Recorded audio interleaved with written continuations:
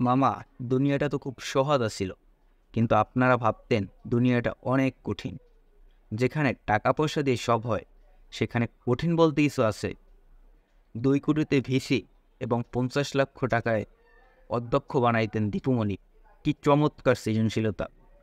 এই দীপুমণি তো লেখাপড়ার পাইন মারছে, লেখাপড়ার 12টা বাজাইছে, আর ওই জায়গায় বৈশা বৈশা ও ঘুষ খাইতো। কি চমৎকার, কি চমৎকার দেশ! একজন শিক্ষামন্ত্রী, সে কোটি কোটি টাকা, কোটি কোটি টাকা ঘুষ খাইতো, কোটি কোটি টাকা দিয়ে বড় বড় শিক্ষকের বানাইতো। কি চমৎকার, তাই না? কি সহজ, কি সহজ একটা জীবন ছিল, তাই না? এই দীপুমণি আমাদের লেখাপড়াটার যে পাইন্ডা মারছে, ও 2 ঘন্টা 50 মিনিটে 60টা সৃজনশীল লেখাইতো আমাদের হাতে। 60টা লেখতে লেখতে হাতের রক যাইতো মোড়া হইয়ে। লাস্টের 6 এবং 7 নম্বর যে সৃজনশীলটা লিখতাম, স্যার তো পারলো, স্যারের বাহেও বুঝতো না যে ওইটা কী লেখ, আর নিজেই তো বুঝতাম না যে ওইটা কী লেখছে। এটা এই প্রশ্ন দুইটা, এই সৃজনশীল দুইটা কী লেখছে, এটা তো নিজেই বুঝতাম না, স্যারে তো দূরের কথা। এই খাটনিরা আমাদের তার দেওয়া হয়েছে এই দীপুমণি। তারপর আরও আছে, শুক্রবার শুধু ছাত্রছাত্রীদের শুধু শুক্রবার বন্ধ ছিল স্কুল, এই দীপুমণি এইটার শনিবারও বন্ধ করছে। কীভাবে লেখাপড়ার আর যে পাইন মারান যায়, এমন কিছু নাই যে এই দীপুমণি করে নাই। কিন্তু এখন মামায় কট খাইয়ে গেছে, কট খাইয়ে 4.5 দিনের রিমান্ডে এখন কানতে আসছে।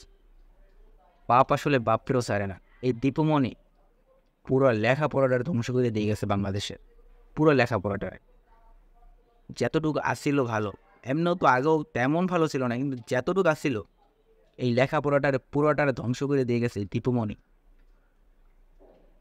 শিক্ষা, মানে শিক্ষার জায়গা যদি এইখানে যদি ঘুষ, দুর্নীতি এইগুলো থাকে, তাই লেখাপড়াটা কি আর ভালো থাকে? যেখান থেকে যাদের থেকে শিক্ষা গ্রহণ করবে তাদের থেকে যদি ঘুষ নিতে, তাইলে বুঝেন দেশের অন্য অন্য সেক্টরগুলোর অবস্থা কী ছিল। এখন রিমান্ডে গেছে, রিমান্ডে যাই সব শিকার পাইতেছে, আস্তে আস্তে আরও সব কিছু শিকার পাইবে, শুধু অপেক্ষা। এখন রিমান্ডে নিয়ে জিজ্ঞাসাবাদ করতেছে, সে নাকি কানতেছে। এখন কেন তার লাভ কি? মামা, দুনিয়াটা খুব সহজ ছিল, খুব সহজ, কিন্তু আমরা তো কঠিন ভাবতাম।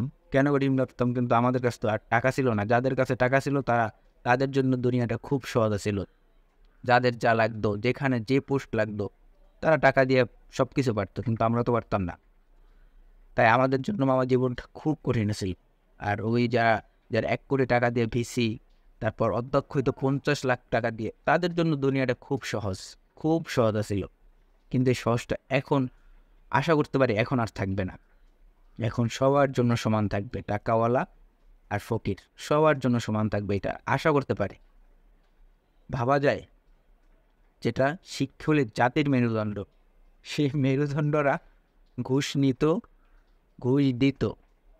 ভাবা যায় এগুলা কি অবস্থা আসিলেন মামারা, একটু বুঝেন।